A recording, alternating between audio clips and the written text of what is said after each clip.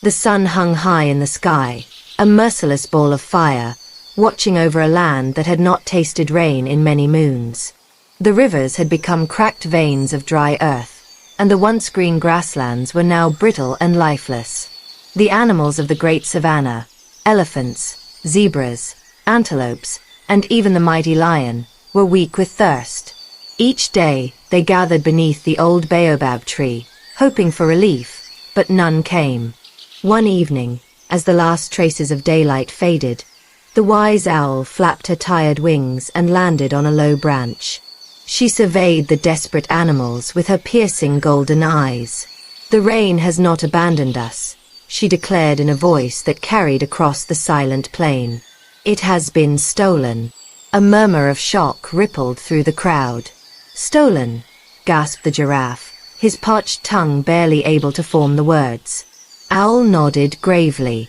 "The crocodile, in his greed, has captured the rain inside a great magical gourd and hidden it deep within his cave by the river. He hoards the water for himself, while the rest of us suffer." The animals roared in outrage.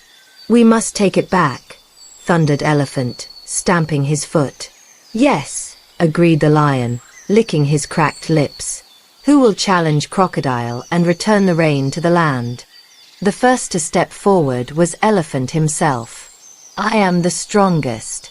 I will crush Crocodile if he dares to stand in my way." The animals cheered as Elephant marched toward the river, his massive feet shaking the ground. But when he reached the water's edge, he found Crocodile lying lazily on the shore, his scales glistening in the fading light. "What do you want, Elephant?" Crocodile asked, his voice as smooth as the flowing river once was. "You have stolen the rain," Elephant bellowed. "Return it at once." Crocodile let out a slow, rumbling laugh. "And what if I don't? You may be strong on land, but here, I am king." Before Elephant could react, Crocodile lunged, his mighty jaws snapping shut just inches from Elephant's trunk. The massive beast stumbled back, realizing that in the water, he was no match for Crocodile. Defeated, he turned and retreated. Next came the cunning jackal. "Strength is not the answer," he said, flashing a sly grin. "But wit is." Under the cover of darkness, Jackal crept into Crocodile's cave, his paws silent as whispers. He could see the enormous gourd sitting atop a pile of bones, glowing faintly with the stolen rain. But just as he reached out to take it, snap! Crocodile's glowing eyes flickered open, and his tail struck out like a whip. Jackal barely managed to dodge before fleeing in terror. One by one, the animals tried, and one by one, they failed. As the defeated creatures gathered beneath the baobab tree once more, a slow, steady voice broke the silence. "I will go," said Tortoise. Laughter rippled through the crowd. "You," scoffed the hyena. "You are the slowest among us. What can you do that the mighty elephant and cunning jackal could not?" Tortoise simply smiled. "I have a plan." And with that, he began his long, slow journey toward the river. By the time Tortoise reached the river, the moon was high, casting silver light over the land. The cave where Crocodile hid the stolen rain loomed before him like the mouth of a sleeping beast. Tortoise did not sneak. He did not fight. Instead, he knocked firmly on the cave entrance with his hard shell. Tap, tap, tap. Crocodile opened one eye and smirked. "Tortoise, have you come to beg for water?" "Oh no," Tortoise replied. "I have come to offer you something even greater." Crocodile tilted his head. "Greater than water?" "A secret," said Tortoise. "A powerful one. But I can only whisper it." Curious, Crocodile slithered closer. "Well then, speak." Tortoise took a deep breath and whispered, "The strongest beasts drink not from the river, nor from the rain, but from the wisdom of their own hearts." Crocodile frowned. "What does that mean?" Tortoise sighed. "It is something only the wisest creatures understand. You must have very large ears to hear such wisdom." Crocodile puffed out his chest.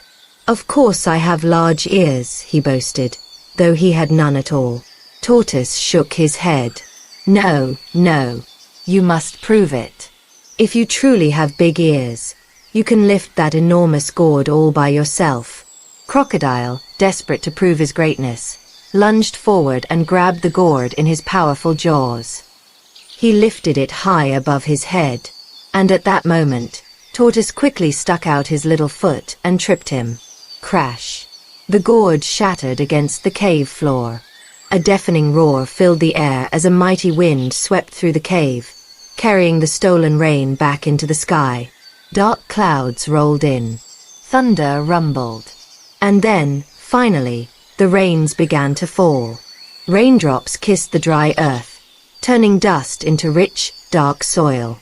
The rivers swelled once more, and the trees lifted their branches in joy. The animals cheered, dancing in the downpour.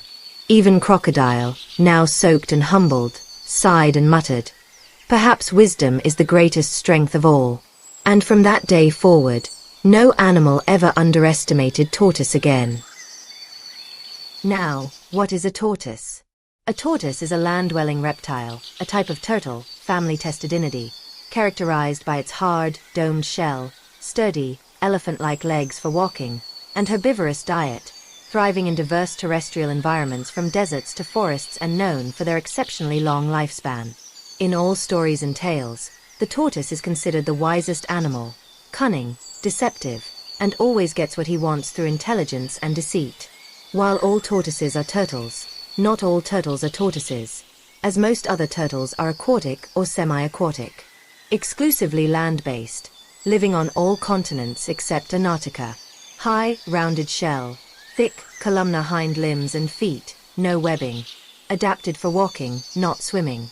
Primarily herbivores, eating grasses, leaves, flowers, and fruits, though some may eat insects. Among the longest living land animals, with many species exceeding 100 years. So if you enjoyed this lovely animal story and you would want to hear more, like, comment, share and subscribe to Tales by Savvy Sam. Thank you for watching.